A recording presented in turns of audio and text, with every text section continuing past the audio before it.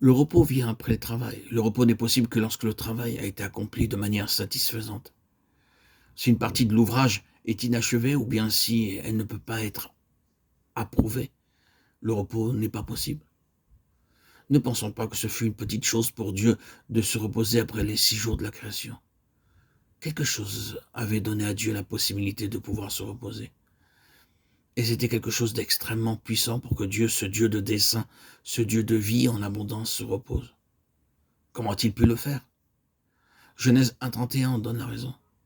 Dieu vit tout ce qu'il avait fait, et voici, cela était très bon. Ainsi, il eut un soir et il eut un matin. Ce fut le 6e jour. Dieu s'est reposé le 7e jour. Avant le 7e jour, il travaillait. Et avant de se mettre au travail, il avait un objectif.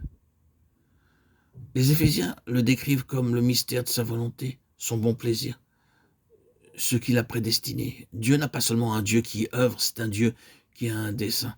Il fait les choses parce qu'il veut qu'elles soient. L'extériorisation de ses actes est le reflet d'un désir intérieur. Dieu a pu se reposer parce qu'il avait fait des choses pour sa satisfaction.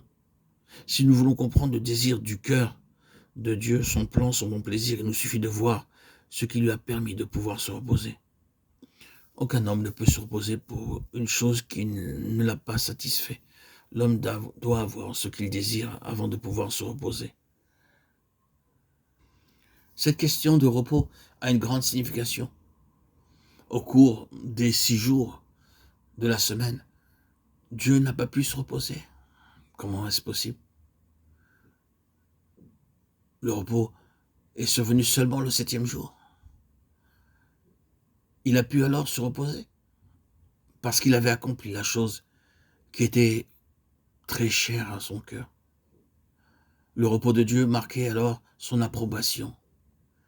En fait, ce repos, contrairement à nos explications qu'on pourrait donner au terme repos, ce mot repos signifiait que Dieu avait atteint son but. Il proclamait que son bon plaisir était alors parvenu au stade le plus élevé de pleine satisfaction. C'est la signification que l'on pourrait donner au mot repos. Dieu est un Dieu qui doit être satisfait. Le repos n'est pas nécessaire pour Dieu. Dieu est un Dieu qui peut pourvoir à sa satisfaction. Il a obtenu ce qu'il désirait. C'est pourquoi il est entré dans le repos. Une fois que sa satisfaction a été pleinement accomplie. Mais qu'est-ce qui a permis à Dieu de trouver le repos? Qu'est-ce qui lui a procuré sa satisfaction?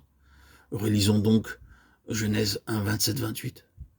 Dieu créa l'homme à son image, il le créa à l'image de Dieu, il créa l'homme et la femme, Dieu les bénit et Dieu leur dit, soyez féconds, multipliez, remplissez la terre et l'assujettissez et dominez sur les poissons de la mer, sur les oiseaux du ciel et sur tout animal qui se meut sur la terre.